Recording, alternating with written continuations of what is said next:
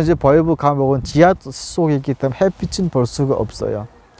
그때 하나님 이런 기도를 드렸죠. 성경책을 한번 꼭 보고 싶었어요. 내가 죽는다라고 생각을 해서 그런지 모르겠는데 그 시간만큼은 그렇게도 말씀을 보고 싶었던 거예요.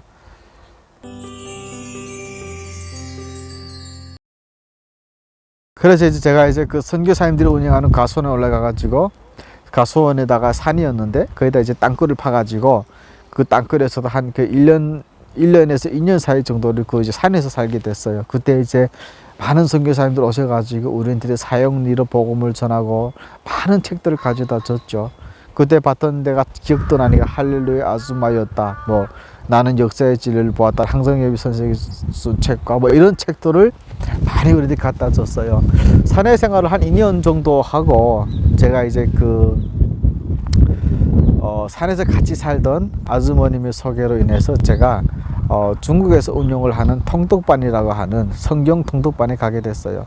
통독반에 가니까 통독반은 데가 이제 산에서 살던 생활 패턴하고 완전히 다른 곳이었어요. 아침에 가니까 아침에 5시 반에 기상을 시켜서 아침 7시까지 기도시키고 그다음 아침은 당연히 금식을 시켰고 그다음에 8시부터 11시까지 통독하고 또 점심밥을 먹고 또 오후 한 5시 반까지 통독하고 또 이제 5시 반에 저녁 먹고 또 저녁에는 말씀 암송한 걸 이렇게 말씀을 암송해서 검열을 마치고 뭐 이런 식으로 패턴이 흘러갔어요. 그러니까 내가 제일 처음에 힘들었던 거는 이제 금식이었는데 아침 금식을 시키는데 너무 힘든 거예요. 그래서 나는 이제 한 달인가 한 달 정도는 이제 몰래 밥을 훔쳐서 먹었죠. 먹다가 다른 분들 다 금식을 하시는데 좀 미안해가지고 금식을 못하게 어떤 그런 이제 생활들을 했어요. 그 생활을 제가 3년 정도 하게 됐어요.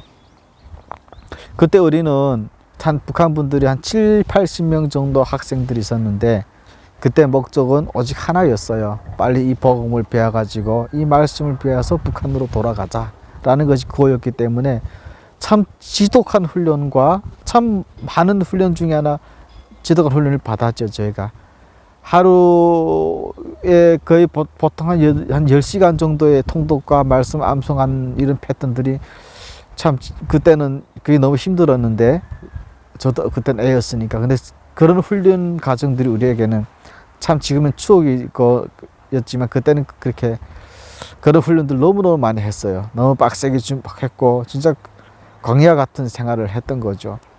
저는 그때 행정을 잘 모르지만 그때 우리 삶들을 보면 어디서 후원을 해주면 먹었고 또 후원 안 해주면 그냥 금식을 하라는 것보다 금식을 하고 그렇지만 말씀 암송하는 거하고 성경 보는 거는 끊기질 않았었어요. 밤에는 제가 살았던 데가 이제 바닷가 근처였는데 거의 뭐 1년 365일이라고 하면 아마 300일 동안은 아마 거의 계속 바닷가에 나갔던 것 같아요. 바닷가에 나가서 철야 기도하고 그때 나를 가르쳤던 분이 주강호 전도사님하고 윤보배라는 사모님이셨는데 부부간이 다 북한 분들이셨어요. 내가 가니까 북한 분들이 북한 사람이 우리를 가르치는 거예요. 처음에는 이제 한국 선교사님이나 미국 선교사님들이 우리를 가르친다라고만 내가 많이 들었지 북한 사람인 전도사님들이 우리를 가르친다라고는 생각을 못 해봤는데 가니까 그렇게 가르쳤는데 참 통독반에 있으면서 제일 좋았던 게 그러니까 같이 산다는 것 자체가 너무너무 좋았었어요. 그때는 진짜 그때는 뭐 한 개 이제 사역장이라 했는데 한 집에 보통 7명, 8명이 남자는 남자들끼리 따로 살았고 자매님들은 자매님끼리 따로 살았고 이런 생활을 했었죠. 나에게 있어서 주강호 전도사님하고 윤보배 사모님은 어떤 분들이셨냐면 북한이라고 하는 민족을 알게 해준 분들이셨어요. 그리고 내가 왜 이런 훈련을 받아야 되는지 이런 광야의 훈련을 받아야 되는지 그 이유를 나한테 심어주신 분들이었고 내가 살아가야 될 목적을 분명하게 알려주신 분들이셨어요. 어제 나에게 있어서는 스승님들이셨고 참 내가 만났던 사람들 그 누구보다도 대단하신 분들이셨어요. 하나님의 말씀대로 살려고 너무너무 노력을 했고 우리 윤보배 사모님은 제가 그때 사역장 가니까 아침하고 저녁을 금식을 하면서 전에 정신 한 끼는 드셨지만 매일 말씀 앞에 사는 거예요. 그리고 그 약한 몸으로 계속 바닷가에 나가서 철야 기도를 하고 들어오는 거예요. 그분이 그런 서원 기도를 해서 내가 들어가서 했던 거예요. 하나님, 내가 북한이 통일되는 그날까지 하나님 앞에 천야와 금식과 말씀으로 나가겠습니다. 가니까 그리 약하도 약하신 여자분이 그렇게 진짜 강한 기도와 강한 말씀으로 그렇게 나갔던 거예요. 제가 그 사역장이 있은 지 한 2년 6개월 되던 어느 날이었어요. 우리 사역장을 책임지고 있었던 주강호 전도사님하고 윤보배 사모님이 북경에 집회를 가셨어요. 집회를 가셨는데 가서 며칠 안에 바로 전화 왔는데 윤보배 사모님이 밤에 북경 어느 공원에서 철야 기도하다가 잡혔다는 거예요. 전화를 왔죠. 기도해 주십시오 해가지고 온 사역장이 3일 동안 펑떡 엎드려서 하나님께 기도를 했어요.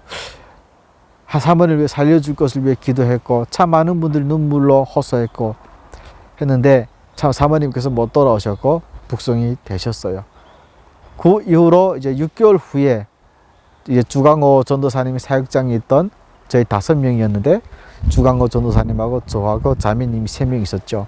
그래 그 바닷가에 철야기도 나가서 철야기도하고 이제 마지막으로 모여서 마무리 기도 드리고 예수님 이름으로 기도합니다 하고 딱 일어서는데 경찰이 한 15명 정도 저를 확 덮친 거예요.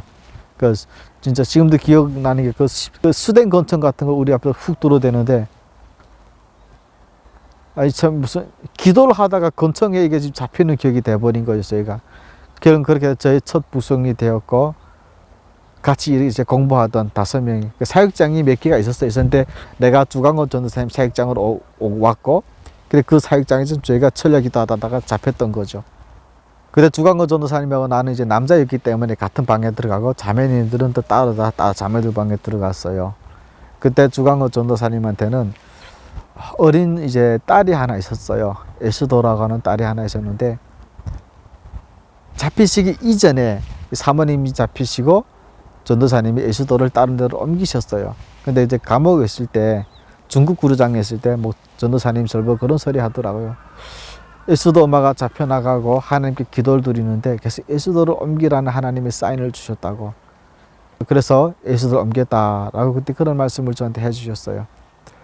그래 중국 이제 그 산동성 1조 구르장에 한 2달 정도 있다가 저희가 이제 북송이 됐는데요. 저희 스승이었던 주강호 전도사님은 북한에 북송이 되면 정치범 수용소 대상이었어요. 이분은 이미 중국에서 이런 활동을 한다는 것을 북한에 알고 있었기 때문에 이분은 북한에서 체포하기로 이미 결정이 났던 사람이고 체포하러 또 많은 북한에서 눈독을 들인 분이셨기 때문에 이분이 이제 북송이 되면 살아남을 확률은 아주 제로였어요. 우리 기준에 봤을 때는. 그런데 참 전도사님은 그런 상황 속에서도 무덤덤하게 그걸 받아들이셨어요. 전도사님이 이런 말을 하는 거예요. 한번 이렇게 철야 기도를 하는데 환상 중에 하나님께서 에스도 사모님, 윤보배 사모님을 보여주시더래요. 그러면서 윤보배 사모님을 전도사님 보고 이제 우리가 곧 다시 만나게 될 거다라는 어떤 암시를 주셨다고 해요. 전도사님은 그때 저한테 말하기를 나는 언젠가는 곧 오라지 않아서 가게 될 거다. 어떤 방식으로 가게 될지는 본인도 모르셨지만 근데 그것이 이렇게 북한으로 나가는 것이 됐네라고 하시던 말씀이 아직도 기억이 나요. 그렇게 저는 이제 그 2분의 스승을 어차피 제가 보는 앞에서 2분을 이제 보내야 했던 또 그런 이제 학생이었죠. 당시에는. 첫 번째 북송이 되고 그래서 거기서 이제 풀려났어요. 풀려났고 또 2번째 북송이 되면서 2번째 북송은 심양에 있을 중국 심양이라는 곳에서 이제 통독반에 또 이제 성경 공부했는데 또 거기서 체포가 됐어요.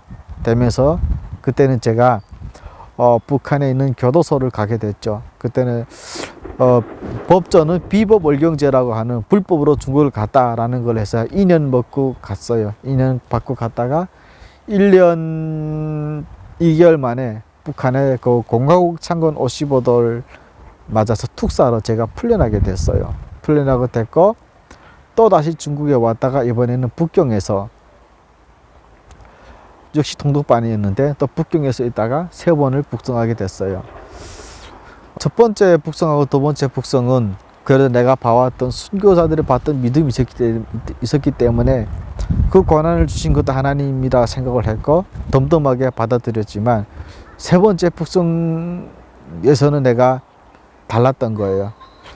왜 세상에 있을 때도 한 번도 북송을 당하지 않았던 저인데 왜 하나님 말씀을 공부한다고 하는 이 장소에서만 계속 북송을 세 번째나 당하는지 도통 알 수가 없었던 거예요. 근데 북경에서 잡히다 보니까 북한 보협에 건너가는데 북한에서는 나한테다가 남조선 도주라고 하는 딱지까지 붙였던 거예요. 그 이유는 중국 북경에 한국 대사관이 있었어요. 근데 그때 우리는 공부하기를 복음을 안고 배워서 북한으로 나가자라고 이런 정신으로 배웠기 때문에 한국으로 가려고 생각을 0.1%도 해보지 못했어요. 그런 상황에 지금 나는 북경에서 잡혔다는 이유 하나로 지금 남조선 도주라는 딱지 붙었고, 결국에는 나는 이제 그것으로 인해서 보위부 취급을 받게 됐던 거예요. 북한에 제가 한경북도다 보니까 제가 도 보위부라고 하는 곳이 이상이 됐는데요. 제가 신의주 보위부에서 8개월, 온성군 보위부에서 4개월 정도, 4개월인가 5개월 정도 있고, 청진 보위부에서 1년 2달을 보내게 됐던 거예요. 이때 제가 몸이 31.5kg까지 축이 닿고, 군의관들도 와가지고 저를 몸검진 했는데, 얘는 이제 더는 살 수가 없다라고 사형 판결을 내렸죠. 참 아이러니했어요. 왜냐하면 지금 내 입장에서는 내가 그렇게 크게 잘못한 것도 없고, 잘못한 사람들 잘 사는 사회에서 내가 진짜 하나님이 살아 계시다면 나를 보호해 주실 줄 알았어요.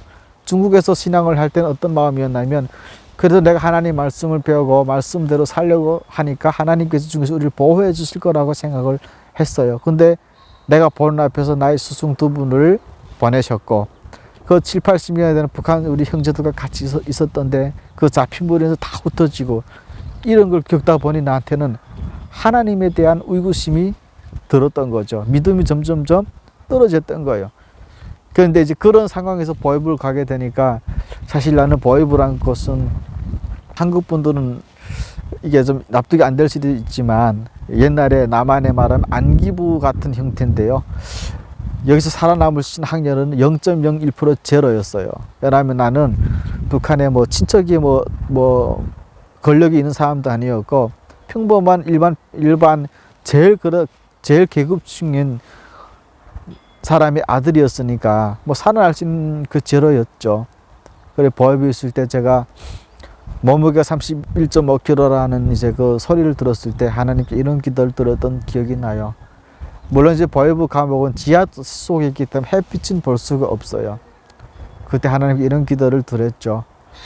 하나님, 내가 만약 여기서 죽게 된다면, 그래서 북한 보위부 애들이 나한테다가 네가 죽어서 우리가 네가 두 가지 소원을 들어주겠을 때 내가 그들한테 말할 수는 뭔가 있다면, 첫째는 맛있는 음식을 좀 많이 먹고 싶었고, 두 번째는 성경책을 한번 꼭 보고 싶었어요. 왜 그런지 모르겠지만 내가 죽는다라고 생각을 해서 그런지 모르겠는데, 그 시간만큼은 그렇게도 말씀을 보고 싶었던 거예요. 그래 그때 참 제가 지금 신학생이지만 해도 참 그때만큼 기도가 뜨겁지는 못해요. 제가 40년을 살아오면서 참 제일 기도가 뜨거웠던 거는 그 골방에 그 마룻바닥으로 된 맨 마룻바닥에 앉아 있을 때가 참 기도가 너무 뜨거웠고, 하나님과 1대1로 대화할 수 있는 영적인 시간들이 나한테 너무너무 좋았던 시간이었어요.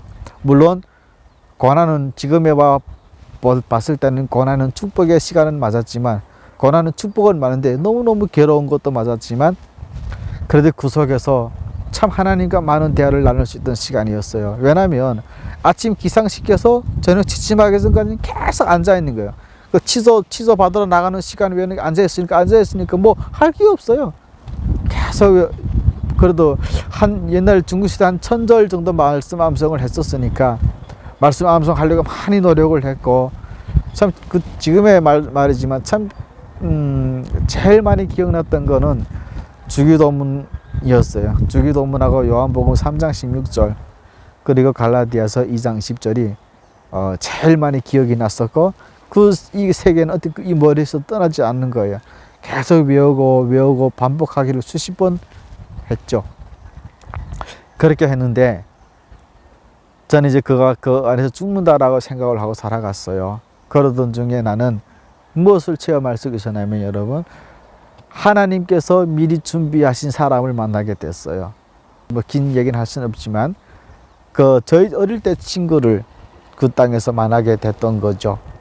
그 친구가 저를 보증을 했고, 이 친구는 한국에 가려고, 남조선에 하려고 했던 친구가 아니다라는 그 친구의 보증으로 인해서 제가 1년 2개월 만에 함경북도 더 보위부에서 풀려나게 됐어요. 풀려나서 다시 풀려나서 바로 뭐 나오는 건 아니었고요. 다시 이제 보안성 경찰로 넘어와가지고 4년 11개월이라고 하는 재판을 받게 됐어요. 저는 또 구전에 한번 교도소 또 갔다 왔기 때문에 재범이었고, 또 툭대는 하나도 받을 수 없는 상황이었죠. 4년 11개월이었는데 더 보위부에서 있었던 1년을, 더 보위부에서 앉아 있었던 1년을 빼고 4년 11개월 남았는데, 제가 이제 교화소를 가니까 제가 몸이 너무 허약하니까 교화소에서 저를 안 받는 거예요. 왜냐하면 나를 받으면 죽으면은 교화소도 책임이라는 걸 지기 때문에, 전가하기 때문에. 그래 갔다가 다시 오고 갔다가 다시 오기를 5번 하니까 11개월 훅 가버리는 거예요. 원래 제 법대로라고 하면 이제 보호자가 있으면 병보 속으로 풀려나야 되는데, 저는 이제 뭐 그때 이미 아버지도 돌아가셨고 고하다 보니까 날 어디에 내놓을 데가 없는 거예요. 그러니까 갔다가 또 앉았다가 또 이렇게 해서 12개월을 추소하고 결국 3년을 가지고 교화소를 가게 됐죠. 북한에는 이제 교도소 중에 재범으로 들어온 사람들은 진짜 북한 말로 죽여요. 왜냐하면 한 번 왔다가 그렇게 개준을 했다면 나가서 사회생활 잘해야 되는데, 또 잡혀왔으면 두 번째 오면 좀 법이 더 엄중 잣대가 좀 심하게 됐죠. 그래서 나는 두 번째 갈 때, 과연 나는 여기서 살아나갈 수 있을까? 내가 어떤 힘으로 살아나갈까? 이런 생각을 하며 갔는데, 하나님께서 먼저 예비를 하셨더라고요. 그래서 제가 들어가서 3개월 만에 이제 그 교도소 안에 감시가 되었고, 감시 딱지를 달고, 결국은 들어갈 때 31.5km 들어갔다가 2년 11개월 형을 마쳤는데, 나올 때 67kg라고 하는 살 찍어드는 교화소를 나왔던 케이스죠. 보통 사람들이 이제 살아서 들어갔다가 죽어서 나오는데, 저는 죽어서 들어갔다가 살아서 나오는 케이스였어요. 이게 나와가지고 다시 중국으로 왔죠. 다시 중국으로 왔다가 중국에서 이렇게 공부를 했던 우리 그 자매님을 내가 중국에서 만났어요. 그 자매가 오셔가지고 한국으로 가자는데, 나에게 있어서 한국 기도는 또 다른 선택을 해야 되는 시간이었어요. 그래서 이제 그 자매님 보고 내가 그럼 금식기도 하겠다고 하고, 그때가 이제 2007년도였는데 2007년도에 교화소에서 만기 석방되고 지금 11월 달이 되었는데, 나한테서 이틀 금식한다는 거는 아주 어려운 일이었죠. 그래서 다시 성경책을 붙들고 작은 방에 들어갔어요. 들어가서 기도하는데 하나님께서 욥기서의 말씀을 다 안겨주시는 거예요. 내 시작은 미약하였으나 내 나중은 심히 창대할 것이다. 결국 그 말씀 하나 가지고 제가 남한행을 결심하게 되었고, 참 근데 또 하나님께서 길을 잘 열어주셔가지고 남한까지 오는 건 너무너무 편안하게 왔어요. 남들은 사막을 거치 고생을 하며 왔는데, 나는 다행히도 좋은 브로커를 하나님께서 앞서 세워주셔가지고 참 감사함으로 한국으로 오게 됐어요. 그래서 캄보디아로 왔는데, 캄보디아에서 6개월 있고 이제 한국으로 오게 됐는데, 물론 이제 한국으로 올 때는 목적이 신학이었어요. 그 신학을 한다고 왔는데 인천공항을 내렸던 거예요. 저희가 일행이 한 7명인가 8명이 같이 왔는데, 다른 분들은 인천공항에 내리는 거, 한국에 오는 걸 너무너무 기뻐서 막 울고 막 그러는데, 저는 한국에 오니까 너무 안 기쁜 거예요. 왜 안 기뻤냐면, 내가 그 더 보위부 안에 있을 때 그 시대가 어떤 시대였냐면, 한국으로 올라와다가 잡힌 사람들 너무너무 많이 봤던 거예요. 그들이 당하는 고문과 고통을 직접 몸으로 체험했던 나에게 있어서는 한국 기도가 너무너무 허망한 거예요. 여기를 오고 싶어가지고 몇천 명이 지금 잡혀가 있는 저 감옥을 생각하니까 너무 화가 나고 하나님에 대한 분노가 폭발을 했던 거죠. 하나님께서 공평하시다면 어떻게 저렇게 할 수가 있냐고.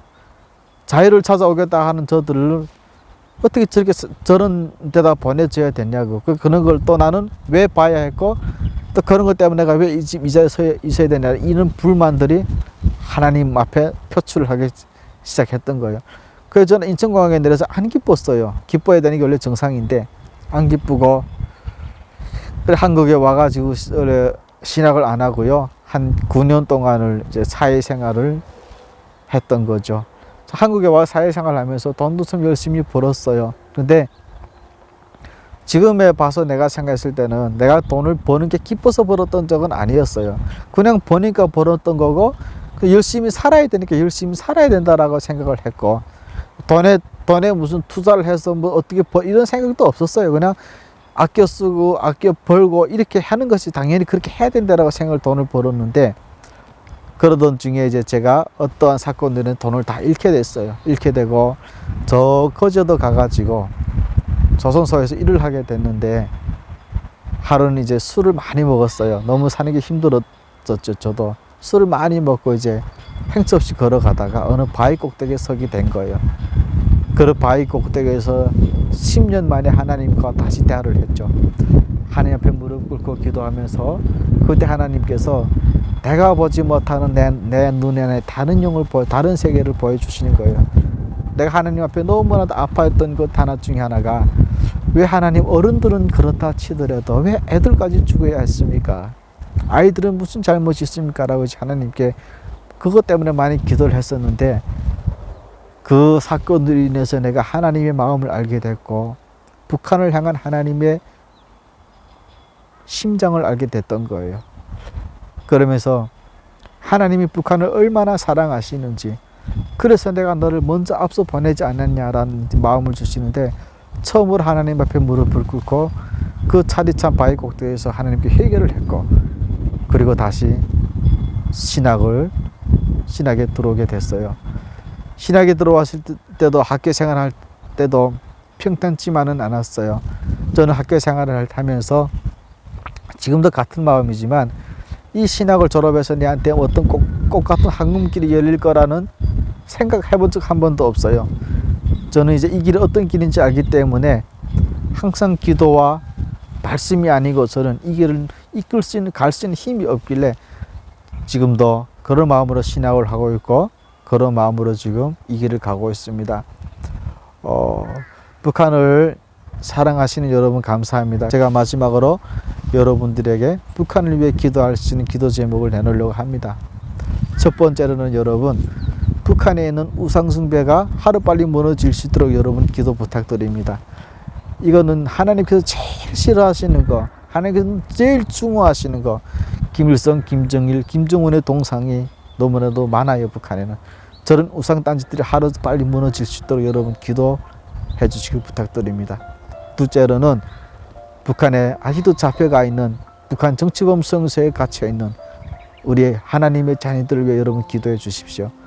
저기는 우리가 알고 있는 곳 외에도 또 구루토기들도 잡혀가 있는 걸 알고 있습니다. 그 중에는 저희 스승님들도 계시고, 그러니까 여러분들께서 기도하실 때 북한 정치범 성소에 갇혀 있는 하나님의 자녀들과 그 영혼들을 위해서 여러분 기도해 주시길 부탁드립니다. 세 번째로는 중국에 지금 널려 있는 우리 북한의 자녀들을 위해 여러분 기도해 주십시오. 아직도 중국에는 한 50만 명 정도의 북한 여성들이 이렇게 이름 낯선 곳에 팔려가 있는 걸로 지금 예상하고 있는데요. 하나님의 구원의 손길이 빨리 저들에게 펼쳐져서 복음이 그들한테 들어갈 수 있도록 여러분 중국에 있는 북한 여성들과 또 북한 남성들을 위해서 여러분 기도해 주시길 부탁드립니다. 그리고 네 번째는 현재 한국에 와서 신학을 하고 있는 우리 민족을 위해 여러분 기도해 주시길 부탁드립니다. 현재 우리나라에는 100명에 가까운 신학생들과 200명에 가까운 목회자들이 있습니다. 여러분, 신학은 학문이 아니라 신학은 북한이 통일되었을 때 대비할 수 있고 또 북한을 열 수 있는 키 같은 것이에요. 그래서 하나님의 마음으로 봤을 때 북한 신학생 한 분 한 분이 귀하고, 그들은 잘 다듬어지고 잘 준비돼서 나가야 하는 십자가 군사와 같은 지도자들입니다. 여러분들께서 북한을 위해 기도해 주실 때 꼭 이 4개의 기도 제목을 놓고 여러분들이 기도해 주시면 너무너무 감사하겠습니다. 이상입니다. 감사합니다.